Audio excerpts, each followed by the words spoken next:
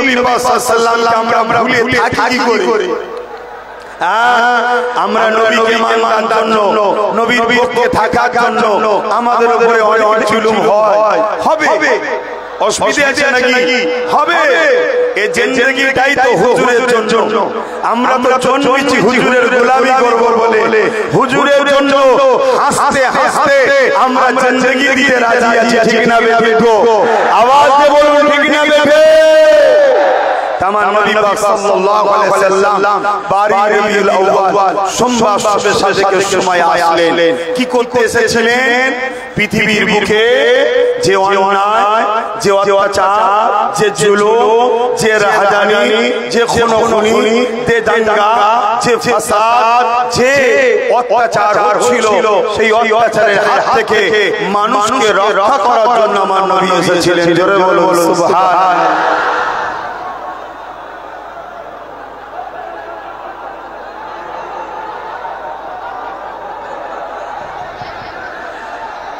এই দেখেন ভাই, এক কথা শুনেন না, আমাদের আজকে বলুন এই নবী দিবসে আপনারা এসেছেন, এতে আপনারা এসে খুশি হলেন না বেজার হলেন গো? কিন্তু এখন এই সামান্য কিছুটা দূরে বিভিন্ন জায়গাতে আশপাশে, এই আশপাশে বিশেষ করে আমার সাইডটা থেকে অনেক লোক আসতে চাইছিল, তাদেরকে বিভিন্ন জায়গায় আগে দেওয়া হচ্ছে। বুঝতে পারছেন না? নবী দিবসে না যায়, কথা বুঝে আসছে নাকি? কিন্তু এরা আটকাবার পরও আমাদের দিল থেকে কি নবী বার করতে পারবে? বলুন পারবে? আবু জেহেল চেয়েছিল আমার নবী সাহাবাদের দিল থেকে নবী বার করব, পেরেছিল? যুগে যুগে এই রকম আবু জেহেল থাকবে যারা চেষ্টা করবে যে কোনো ভাবে আমাদের দিল থেকে দয়াল নবীকে বার করে দিবার, কিন্তু তারা যতই চেষ্টা করুক আমরা হুজুরকে দিল থেকে কখনোই বার করতে পারবো না। কেন? হুজুরের জন্যই তো আমরা মা বাবার প্রেম শিখেছি, হুজুরের জন্যই তো মানবতা শিখেছি, হুজুরের জন্যই তো ইনসাফ শিখেছি, হুজুরের জন্যই তো ইনসানিয়াত শিখেছি, হুজুরের জন্যই তো ভ্রাতৃত্ব শিখেছি, হুজুরের জন্যই তো মানবতা শিখেছি, হুজুরের জন্যই তো গরীব দরদি হয়েছি, হুজুরের জন্যই তো ইনসাফ করতে শিখেছি, হুজুরের জন্যই তো মাতৃভূমিকে ভালোবাসতে শিখেছি। মাতৃভূমির সর্বধর্মের মানুষ, হিন্দু হোক, আদিবাসী হোক, সাঁওতাল হোক, বাগদি হোক, খ্রিস্টান হোক, মতুয়া হোক, যেই হোক, মানুষ যে তাকে ভালোবাসি আমরা। কেন ভালোবাসি? আমাদের দয়াল নবী সর্বধর্মের মানুষকে পিয়ার দিয়েছে। জোরে বলুন সুবহানাল্লাহ, আরো জোরে বলুন সুবহানাল্লাহ। হুজুর আমাদেরকে শিখিয়েছে মানুষকে ভালোবাসো, মানুষকে পিয়ার করো, মানুষের সাথ দাও, মানুষের সাথে দাঁড়াও। তাই আমরা সেই হুজুরকে কখনো ভুলতে পারি না। আপনারা নিশ্চয়ই জানেন এই পৃথিবীর জমিনের ইতিহাস হলো মানুষগুলোকে জ্যান্ত পুঁতে দেওয়া হতো, এমনকি কন্যা সন্তান হলে তার বাবারাই তাকে জ্যান্ত পুঁতে দিত। আল্লাহ নবী এসে সেই নারীদের ঘরে বাঁচার সুব্যবস্থা করে দিল। আমার মায়ের জাতেরা সোশ্যাল মিডিয়া এবং দূরে শুনছে, আপনাদের ঘরে বাবেরাই জ্যান্ত পুঁতে দিত। আল্লাহ নবী এসে বললেন না, এই দুনিয়ার পুরুষেরা নারীদেরকে জ্যান্ত পুঁতে দিও না। তারা বলতে লাগলো নারী হলো অশুভ, তাই তাদেরকে বেঁচে থাকার অধিকার নেই। আল্লাহ নবী বললেন না, আমি মুহাম্মদ স্রষ্টার পক্ষ থেকে এসেছি, তোমাদেরকে মেসেজ দিচ্ছি, যার ঘরে প্রথম নারী সন্তান হয় এর মানে ওই বাবাকে আল্লাহ জান্নাতের সংবাদ দিল। জোরে বলুন সুবহানাল্লাহ। আল্লাহ নবী আরো বললেন, হে দুনিয়ার পুরুষেরা, একটা দুটো তিনটে পর পর যদি তিনটে নারী কোন বাবার হয় এর মানে আল্লাহ নবী বললেন ওই তিন নারীর আব্বা, ওই তিন নারীর বাবা। আর আমি মুহাম্মদ তুই আঙুল তুলে দেখিয়েছে এরকম পাশাপাশি আল্লাহ জান্নাতে থাকবে। জোরে বলুন সুবহানাল্লাহ। তাই মায়ের চাচাকে কখনো অবজ্ঞা করবেন না, মায়ের চাচাকে কখনো অপমান করবেন না, মায়ের চাচাকে পিয়ার করুন, মায়ের চাচাকে ভালোবাসুন, নারীদেরকে সম্মান দিন, নারীদেরকে মর্যাদা দিন। আজ নতুন করে আবার পৃথিবী জুড়ে আইয়ামে জাহিলিয়া শুরু হয়েছে, আবার নারীদের উপর অত্যাচার, আবার নারীদের ঘরে ঘরে করা হচ্ছে, আবার নারীদেরকে হত্যা করা হচ্ছে। হে মুস্তাফা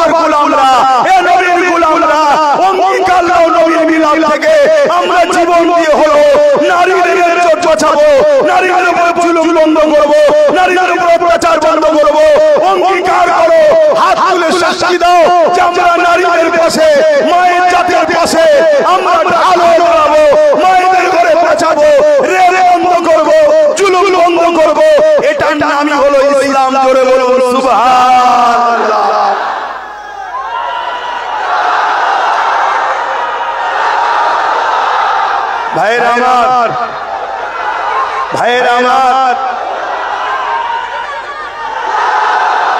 মন দিয়ে শোনেন,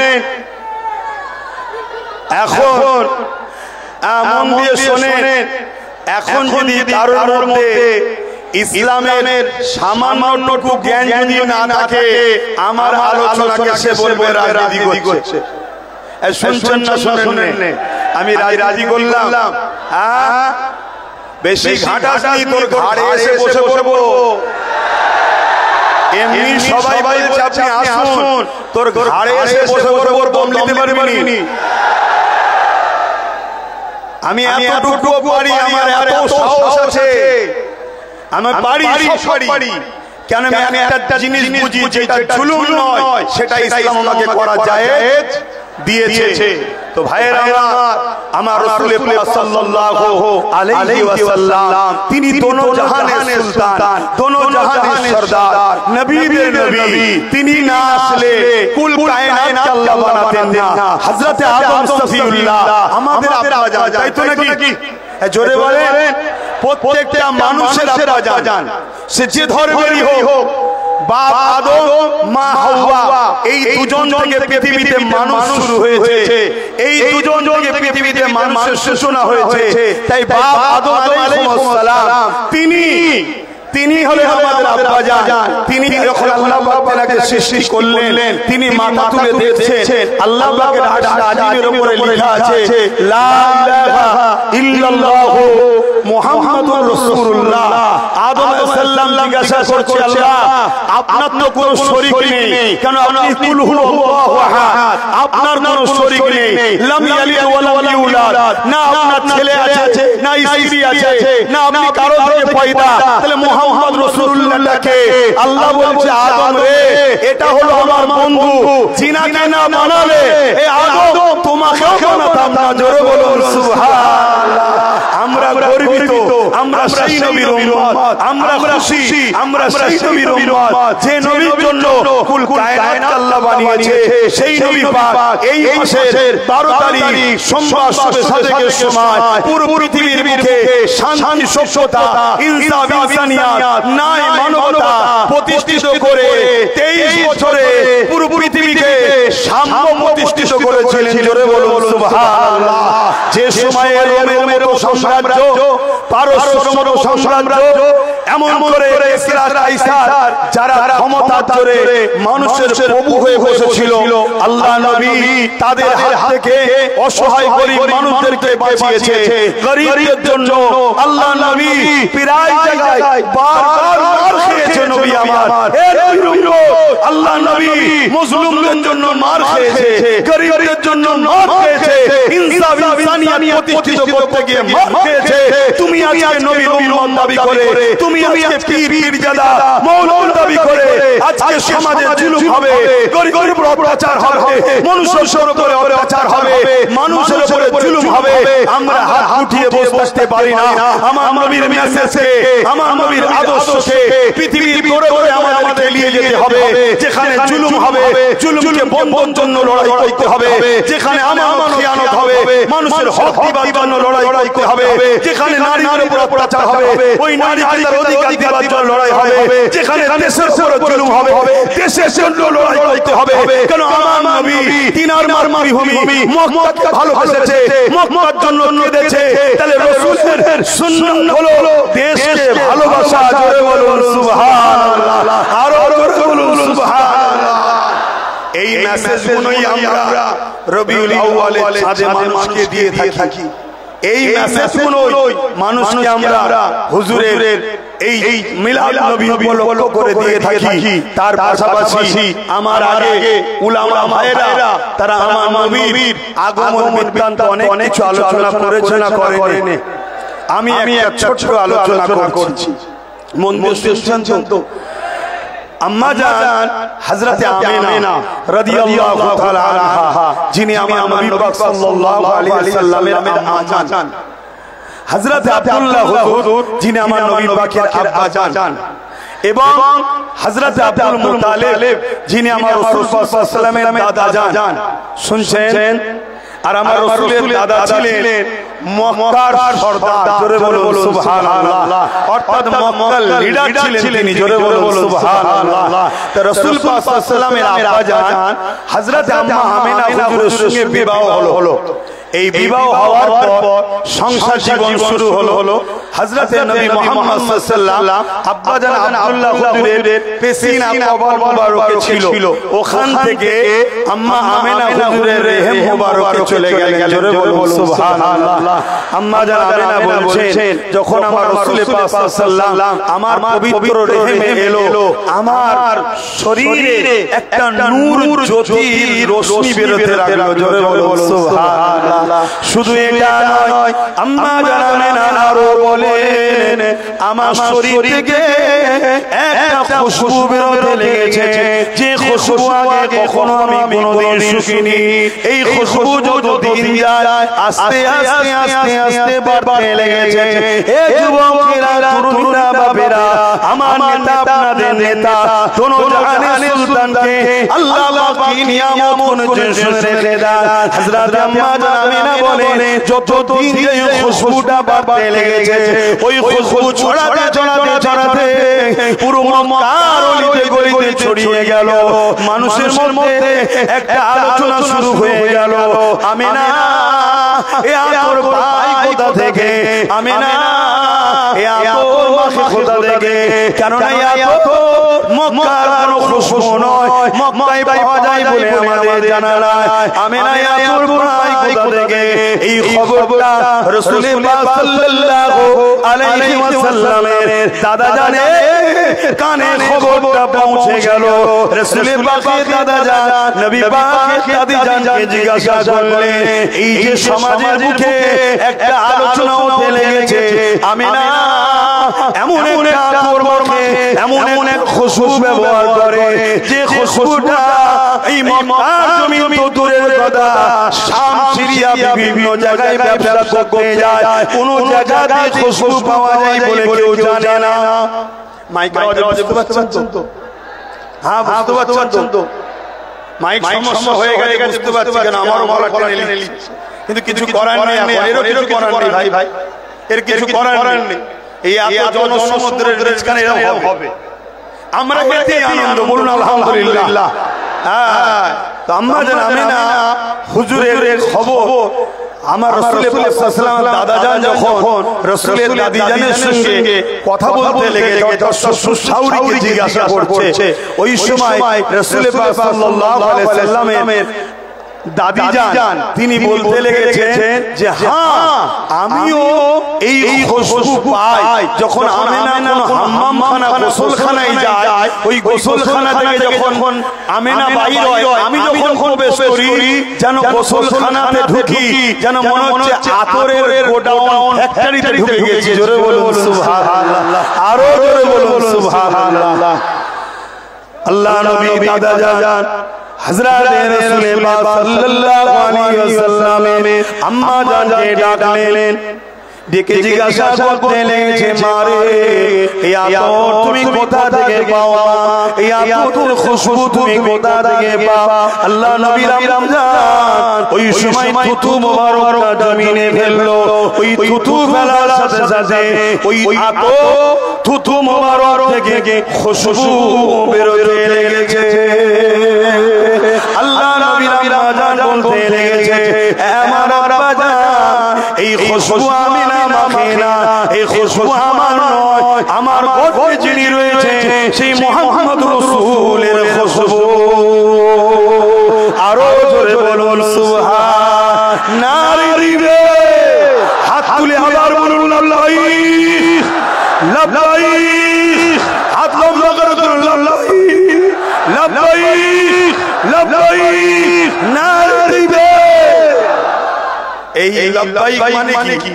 আমি হাজির আছি, কার জন্য? ইয়া রাসূলুল্লাহ, আপনার জন্য, জোরে বলুন সুবহানাল্লাহ। তো ভাইরা আমার, এই কষ্ট করে আপনারা যে পরিশ্রম করছেন, এই ধৈর্য ধরছেন, এটা অত্যন্ত আনন্দ খুশির বিষয়। এখানে আপনাদের ঘরে একটা হাদিস আপনাদেরকে শোনাচ্ছি যে কওলটা হযরত আব্বাস রাদিয়াল্লাহু তাআলা আনহু থেকে তিনি বলতে লেগেছেন যে আমরা আমার প্রতিবেশী এলাকার মানুষদের ঘরে নিয়ে এক জায়গায় করে আমার নবীর মিলাদের মাহফিল আলোচনা করছিলাম অর্থাৎ আমার নবীর আগমন বিষয়ে আলোচনা করছিলাম। আল্লাহর নবী এই পাশ দিয়ে যাচ্ছিলেন, আল্লাহর নবীকে দেখে আমরা দাঁড়িয়ে গিয়ে সালাম দিলাম। নবী আমার ওই মাহফিলে এসে হাজির হলেন। আল্লাহর নবীকে আমরা বললাম, হুজুর আপনি আমাদের মাহফিলে একটু উপস্থিত হন, একটু হাজির হন। আল্লাহর নবী বললেন, অবশ্যই হব।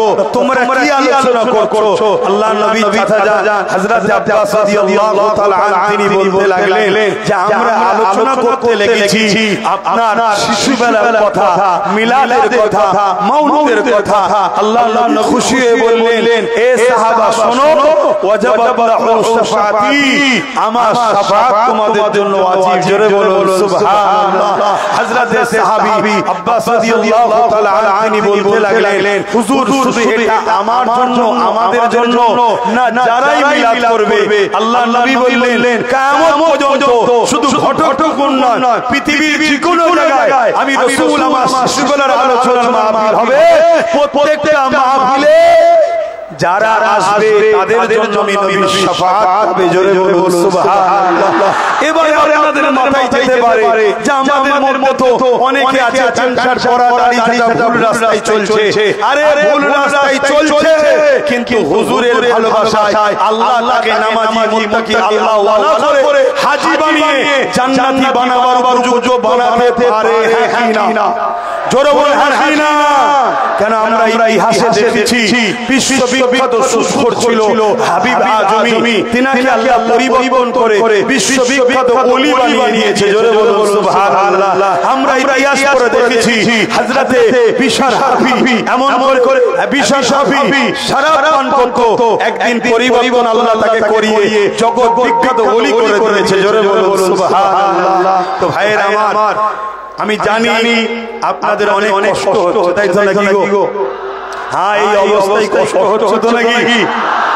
তো যাই হোক, আপনাদের নিয়ে আমার নিজের মাইকের অবস্থা, আমারও কথা বলতে কষ্ট হচ্ছে।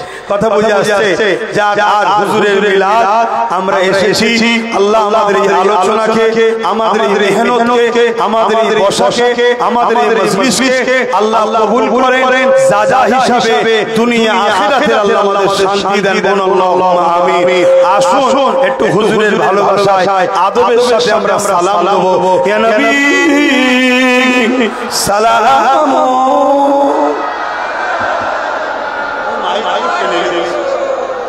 কিছু করার নেই।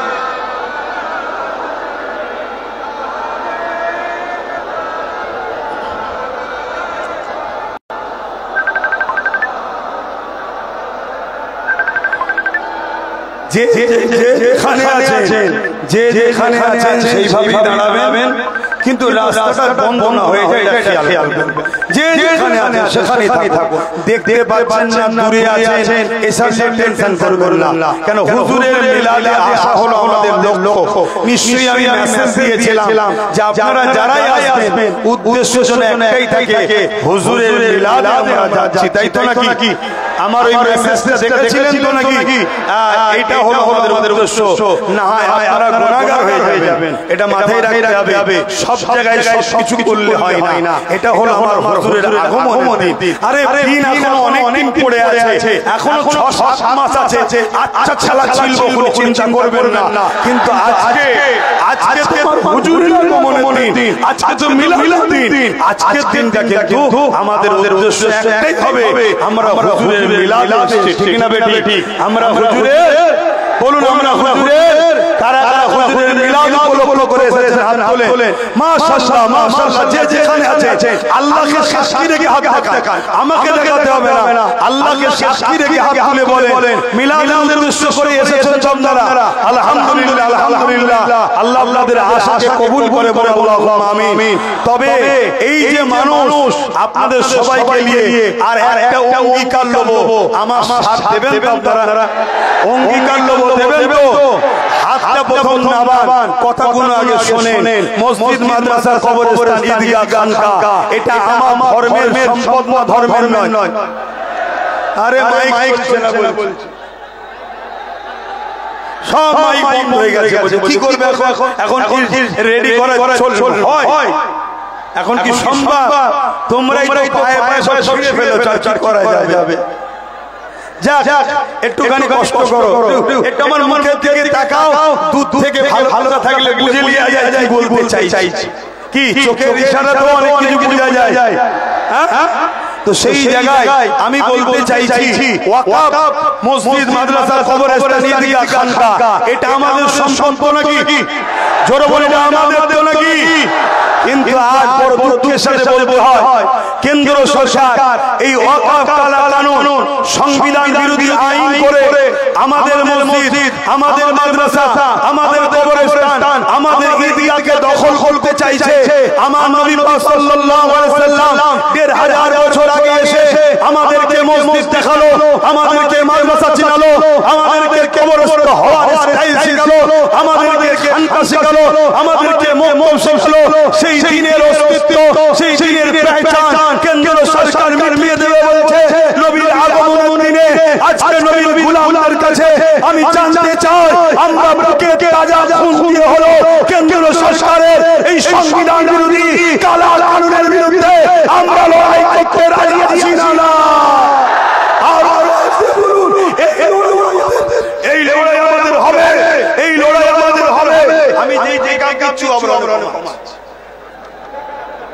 আর আমি টেনে নিচ্ছি তো কি বল সব মাইক টেক চলে না, একটাও চলে না, একটাও মাইক। ও ছেলে আমি চিনি, আমাদের ছেলে, খবরদার যেন ওর উপরে চড়া হবে না। আমি কিন্তু ওকে ভালোবাসি।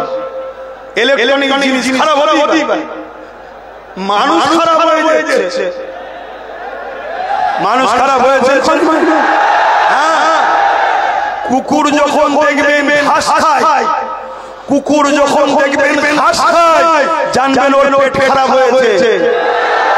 আর নবীর উম্মত দাবি করে কোন মুসলমান যদি, নবীর উম্মত দাবি করে কোন মুসলমান যদি ঘুষ খায়, হারাম খায়, মানুষের ছেড়ে খায়, জানবেন ওর ঈমান নষ্ট হয়ে গেছে। এটা মাথায় রেখো। তো ভাইরা আমার, কেন্দ্র সরকার তাই আজকে ক্ষমতার জোরে ওয়াকফ বিরোধী কালা কানুন তৈরি করছে, তার বিরুদ্ধে আমাদের লড়াই চলবে। ঠিক না বেঠি? এই জোরে বলুন, ঠিক না বেঠি? এই লড়াই পুরো দেশে হচ্ছে, বাংলাতেও হবে না? জোরে বলুন, হবে না? আজকে বাংলার কেউ যদি মনে করে তুমি কেন্দ্র সরকারের বিরুদ্ধে কথা বলতে পারবে না, কেন্দ্র সরকারের বিরুদ্ধে লড়াই করতে পারবে না, কেন্দ্রের কালা কানুনের বিরুদ্ধে কথা বলতে পারবে না, আজ আমি বাঙালিদের ঘরে, বাংলার মানুষদের ঘরে, নবীর গোলামদের ঘরে জানতে চাই, আমার মসজিদ, মাদ্রাসা, কবরস্থান, ঈদগাহকে বাঁচানোর জন্য কেন্দ্র সরকারের বিরুদ্ধে লড়াই হবে। ওই লড়াই যদি বাংলার কেউ নাক গলায়, তার নাক আমরা কেটে দেবো। ওর নাক ভেঙে ফেলবো আমরা, ঠিক আছে না বেঠে? ও যদি মনে করে আমার হাতে ক্ষমতা আছে, আমি করতে দেবো না, আমার দাদার বিরুদ্ধে লড়তে দেবো না, তাহলে বোনকেও জানিয়ে নি, তোমার দাদাকে আমার বিরুদ্ধে লড়বো, তোমার বিরুদ্ধে আমরা লড়তে রাজি আছি, ঠিক না বেঠে? আমাদের ঈমানের মামলা, ঠিক না বেঠি গো? আজ আমি আপনাদেরকে বলি, এখান থেকে একটা সাক্ষী দিন, আগামী দিন বর্ষা কেটে যাওয়ার পর আমার প্রসেসিং চলবে। আমি কলিকাতার ব্রিগেডে একটা ওয়াকফ বাঁচাও, দেশ বাঁচাও, মানুষের অধিকার ফিরিয়ে দাও, এই বিশাল একটা আন্দোলনের ডাক দেবো। আপনারা কি কাঠের পয়সা খরচ করে ওয়াকফের জন্য, দেশের জন্য যেতে রাজি আছেন? হাত তুলে রাখবেন, হাত তুলে রাখবেন, হাত তুলে রাখবেন। রাজি আছেন? ধোকা দেবেন না তো? গাছ নামিয়ে গাছে তুলে মই করে নেবেন না তো? যাবেন আপনারা? হাত নামান। মনে রাখবেন, আপনারা যদি নাও যান, আন্দোলন তো আন্দোলনই হবে, কিন্তু মনে রাখবেন আপনারা গেলে লক্ষ লক্ষ লোক এখানে বাড়বে, আন্দোলনের চাপ সেখানে বাড়বে। বাংলায় যদি আন্দোলনের প্রভাব বাড়ে, এর প্রভাবটা দিল্লি গিয়ে পড়বে, মাথা যত বাড়বে, ভিড় যত বাড়বে, প্রভাবটা দিল্লি গিয়ে পড়বে। যেমন কৃষকদের বিরুদ্ধে আইন হয়েছিল, কৃষকরা আন্দোলন করেছিল, কেন্দ্র সরকার আইন উল্টো করে নিতে বাধ্য হয়েছে, আইন বাতিল করতে বাধ্য হয়েছে। আমরাও যদি আন্দোলনকে বাড়াই, আন্দোলনের তাপমাত্রা বাড়াই, মাথা বাড়াই, ভিড় বাড়াই, তাহলে আমাদেরও ককাবের কালা কানুন যে করেছে, এই কানুন, এই আইন কেন্দ্র সরকার ফিরিয়ে নিতে বাধ্য হবে। মনে রাখবেন, কিয়ামতের দিনে আল্লাহর ঘরের জন্য, দ্বীনের জন্য, মসজিদ মাদ্রাসার জন্য আমাদের এই লড়াই আমাদের নাজাতের ওসিলা হতে পারে। জোরে বলুন সুবহানাল্লাহ, আর জোরে বলুন সুবহানাল্লাহ।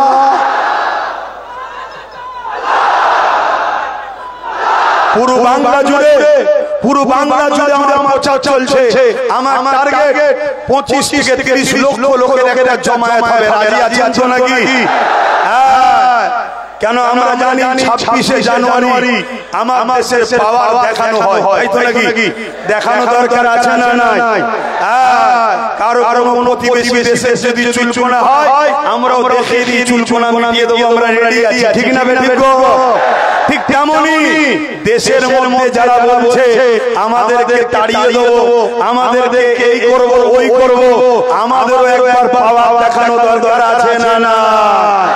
অতএব 25-30 লক্ষ যুবকের একটা ভিড় হবে, সেখান থেকে আওয়াজ উঠবে, কারো দয়াতে আমরা নাই। দেশ আমাদের ছিল, আছে, থাকবে। এই দেশে সবার থাকবে। অন্য কারোর উপরে জুলুম করলো আমরা মজলুমের পাশে দাঁড়িয়ে জালিমদের বিরুদ্ধে লড়বো। ঠিক তেমনি আমার মসজিদ মাদ্রাসা, আমার ওয়াকফের বিরুদ্ধে কেউ যদি আওয়াজ তোলে, আমরা তাদেরও বিরুদ্ধে আওয়াজ তুলবো, লড়াই করবো। ঠিক না বেঠিক? প্রয়োজন যদি হয়, মনে রাখবেন, এখানে আরেকটা কথা বলে যাচ্ছি, এই ডাকটা আরেকটা জিনিস আমাদেরকে দেবে, কে মুমিন মুসলমান, কে মুনাফিক মুসলমান জানা যাবে। ঠিক না বেঠিক? আমি যাচ্ছি মসজিদ বাঁচাতে, আর আমার এলাকার কোন মুসলিম নেতা যদি বলে গেলে ঠ্যাং ভেঙে দেবো, জানতাম মুসলিম সুরাতে বেঈমান। ঠিক না বেঠিক? অতএব ওই গাদ্দারগুলোকে চিনে রাখতে হবে, ওই গাদ্দারগুলোকে চিনে রাখতে হবে। সময় আল্লাহ যেদিন দেবে, সাহাবাদের সুন্নাত পালন আমরা করব। ঠিক না বেঠে? আরো জোরে বলুন, ঠিক না বেঠে? সাহাবাদের সুন্নাতের উপরে আমল করা দরকার আছে না না?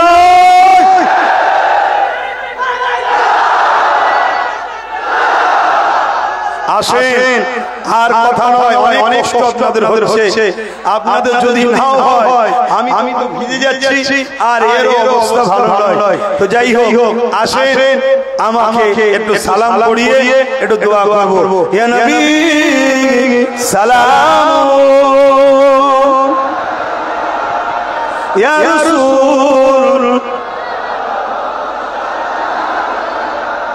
ইয়া হাবিব,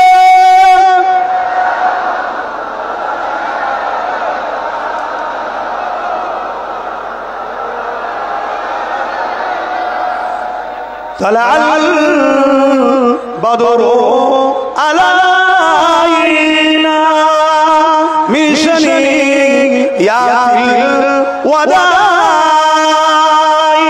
وجب الشكر علينا ما بدا لله يا نبي سلام يا رسول يا حبيب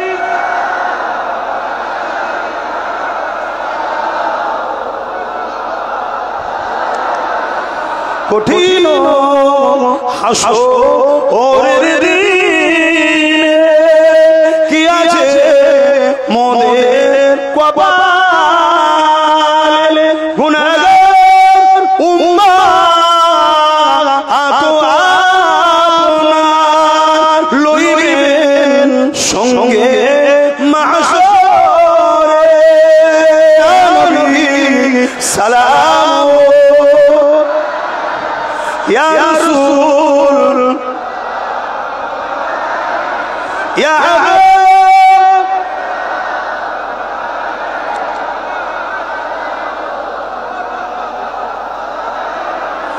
জিবরাইল দিলে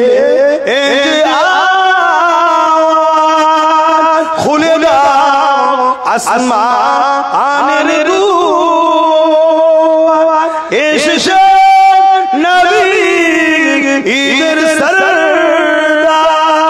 করিতে আল্লাহ আর দিদার নবী সালাম ইয়া রাসূল ইয়া হাবিব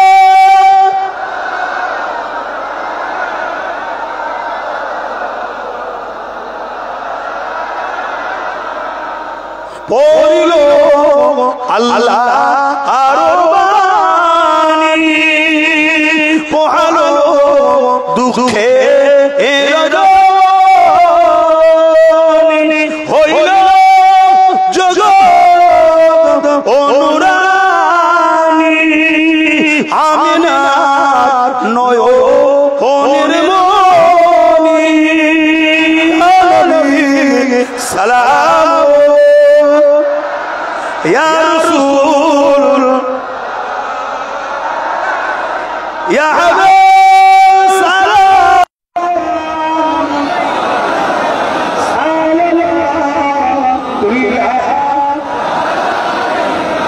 মাশাআল্লাহ অনেক বসার জায়গা নেই তো যাই